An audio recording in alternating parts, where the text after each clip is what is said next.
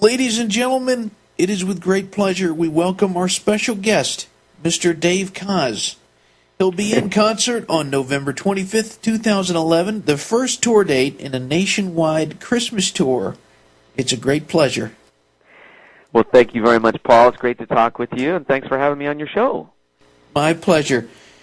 What do you remember playing around the house growing up?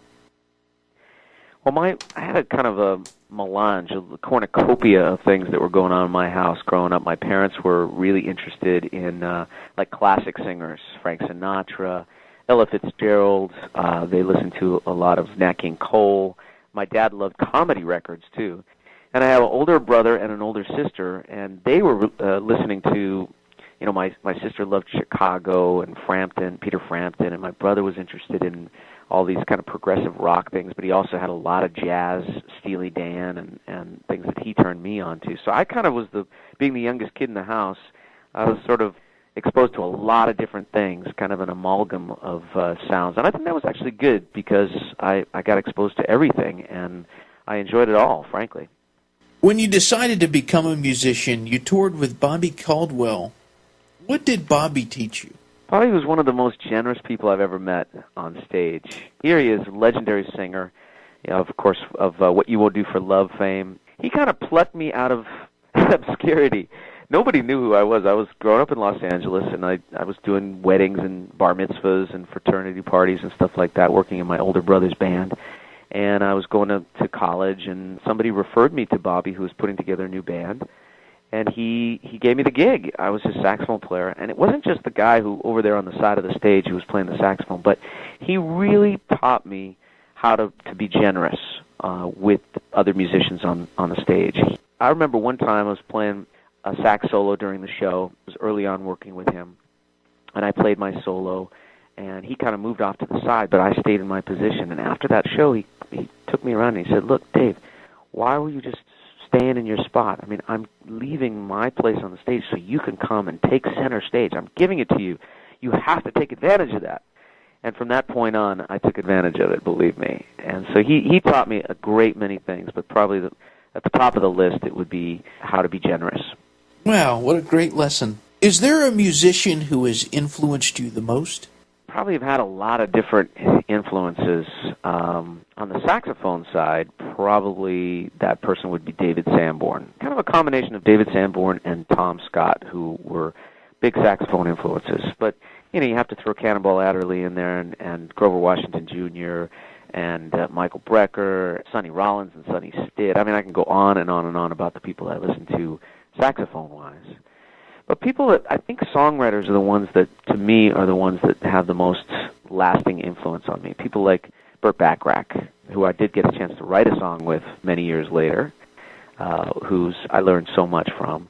Burt Bacharach, people like Herb Alpert, major influence for me as well, just from what he did with his career. Stevie Wonder, huge influence. So I like the artists that have been around for long, long periods of time, that always are changing and always being, they're kind of have their ear to the ground, always being able to access new and creative lines. Quincy Jones is another one. Our special guest is Dave Koz. What about a most influential record? Well, you know, I think that, I suppose the first record that you ever buy with your own money always has a place in your heart that stays. Certainly the case with me, it was Tower Power. It was, I think I might have been around 13 years old, and I bought that record back to Oakland with my own money. I mean, I still listen to that record. It's just an incredible piece of music. So I probably, if I had to choose one that just sort of, from that very beginning, the first time I listened to it, it was like a blueprint that was in my mind and in my creative spirit, it would have to be that one. How important do you think it is for a musician to go see other players perform? Oh, wow. That's a great question. I think it's absolutely imperative.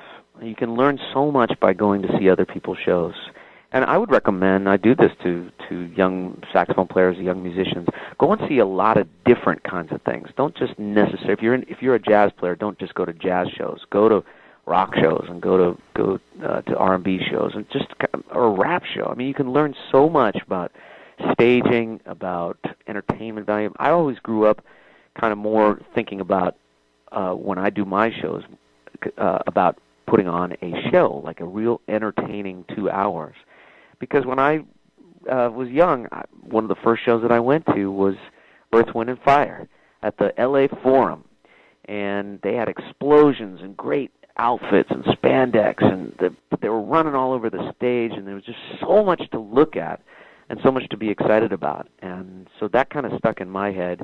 Wow, okay, if I ever get the chance to do my own show, I want it to be super entertaining like this. And that's kind of in the back of my mind always. I got to tell you, Dave, you're a guest that people have been aggressively requesting that I interview. What does it feel like to have fans who love you that much? Wow. And are you sure that they're not related to me? These ones that have been aggressively requesting me? They don't have the Koz surname. Well, it's always nice to hear. You know, we musicians, we do our work. We tend to do it in a laboratory, you know, recording studio, and you say to yourself, "Well, I like this, and I hope that people respond." But you never really know how the music is going to hit until it comes out there, until it's released, and then you hope. You know, every album is like a child. You want the public to love your children. So it's something that I think is it never is something I try to take for granted. I always love hearing how the music affects people, and I'm genuinely moved when people, with all the multitude of things that they have at their disposal, places that they could be, when people actually plunk down money, hard-earned dollars, to come and see my show. It's a great responsibility and also a great joy for me to get on stage and entertain them. So it's a relationship that I hold very dear, the relationship that I have with my fans. And also, we've had such loyalty over the years. I've been doing this for over 20 years now, and I meet a ton of people all the time. You know, I bought your first record. I saw you in 1991 at the Bottom Line in New York, or blah, blah, blah. You know, those kinds of stories are what make it all worthwhile. This question came from a listener, Cheryl Zubel, and she says, of all the songs you have recorded, which one do you most want to be remembered for? Wow. Great question. Thank you, Cheryl. That's a tough question. I would say the one that popped into my mind was a song called Know You by Heart, which is a ballad that was on an album called The Dance. And there's something about that melody that, in the best circumstances, when you're writing a song, you almost feel, you kind of go to a different place. It's like channeling, or when you see people that channel spirit or something like that. The person goes off to the side, and there's something that comes through you. And that song really felt like there was something that came through me, and the next thing I knew, there was a song there, and it was a very pure experience. And I love playing that melody on the alto saxophone. There was a album that I released a few years ago called At the Movies, and I did a version of Over the Rainbow, and every time I play that song, it's like a prayer. You know, it's so beautiful and such a great melody that everybody knows and everybody relates to. So I really love playing that song, and I love the version that we recorded. So there's a lot of ones, but I can guarantee you that it would be a ballad. I got to tell you, I love that album you just mentioned, At the Movies. What is your all-time favorite film? You're asking very good questions, by the way, Paul. Very tough questions. Since we're talking about Over the Rainbow, I would say that The Wizard of Oz is probably my all-time favorite film. I never get tired of watching it. The performances, the music. Everybody knows the music from that. There's one song which, if I ever do an At the Movies 2, haven't done it yet, but if I ever do, I want to cut a song called If I Only Had a Brain, which I think is one of the most incredible pieces of music from The Wizard of Oz, sung by the Tin Man. No, was it sung by the Tin Man or the Scarecrow? I believe it's Here's history lesson 101. No, the Tin Man. You're right. It is the Tin Man. At any rate, I love that song, and I love that movie. It was my mom's favorite movie, and so I think if I had to choose, that would be the one. One of the coolest songs on that album is a duet of you and Barry Manilow. Lyrically, melodically, it's just beautiful. Moon River. What are your recollections of that session? Well, Barry's a great friend. He's been a wonderful supporter of mine over the years. When I got a star on the Hollywood Walk of Fame, he's the one that inducted me. He gave a beautiful speech, and I will be forever indebted to him for doing that. It was so sweet of him to come. And we made a lot of music together. I've played on his albums. He's sung on mine. He's invited me to be part of his shows several times all over the country. And I love making music with him. And he's intensely creative. He is so much a musician. And that's probably where, of course he's a great artist, been around for a long time, but people don't realize how amazing of a musician that guy is. When he came to sing Moon River, you can't go wrong. The music of Henry Mancini, that melody, that lyric, with that voice, forget about it. It was a very short session. He sang it, and it was like, okay, thank you very much. Of course, he did it a few times for his own satisfaction, but the minute that melody with those lyrics came out of his mouth, we knew that we had the right casting. You can't go wrong with that song. All the listeners out there, some of them might be aware that you're also a radio personality, and I know that you recently got to talk with Tony Bennett. Wow. Who have you been most excited to talk to? Those legends are pretty hard to beat. Tony, I got a chance to spend a half hour with him in person, interviewing him, and just the guy is, at 85, such a wealth of information and so on his game. I mean, I know 85-year-olds who are in bed 3/4 of the day. This guy's way more active than me, and I'm like 30 years younger than he is, or even 40 years younger than he is. He's unbelievable. I enjoyed working with him and talking with him. I've interviewed so many of my great musical legends, George Benson, Quincy Jones. I've interviewed Stevie Wonder, Michael McDonald.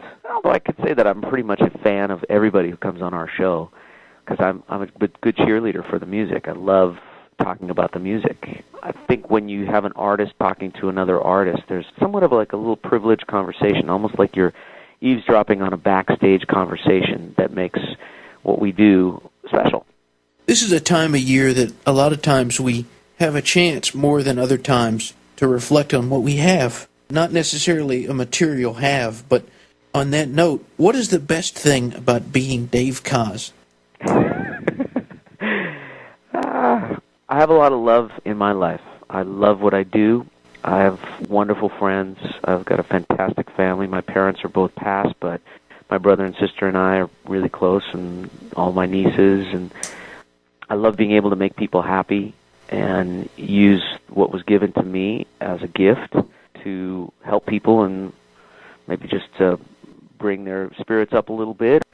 Music is a very healing source, too. It's the power of music never ceases to amaze me, and I feel very blessed that I've been able to share what was given to me and share it freely with as many people as possible. And I feel like in a lot of ways I'm just beginning, too. So I'm grateful. I mean, that's the thing, is I feel like I'm grateful to be me, and I love what I do. My last question is open-ended. For all our listeners, what would you like to say to them? Well, I would like to say, first of all, happy holidays, and Merry Christmas, and Happy Hanukkah, and Happy Kwanzaa, whatever it is that you happen to be celebrating this year. I was hoping that this would be your most beautiful and warm and inspiring holiday season yet. And this is a tough time for a lot of people. These are crazy, disorienting times, for myself included. I think that we're moving to a place where all of us working together as opposed to working separately and at each other, working with each other, is something that I pray for and think about a lot and look forward to experiencing in this new year. It's a new year. It's a new era. It feels really good to me. I just have all those prayers for everybody's inspiration for the new year to live the best and most fulfilling life possible. How's that? Well spoken. Thank you so much. It's my pleasure, Paul. It's great talking with you, and thank you so much. And for those folks who are interested in starting the holiday season off right, we're thrilled about beginning our Christmas tour at the Cobb Energy Center, and I know that we're going to have a blast. Incredible talent on stage: Candy Dulford, Jonathan Butler, Rick Braun, an amazing band, and yours truly. This is our 14th annual Christmas tour. Thrilled to be kicking it off right by you. It's going to be fun. Thanks so much, bud.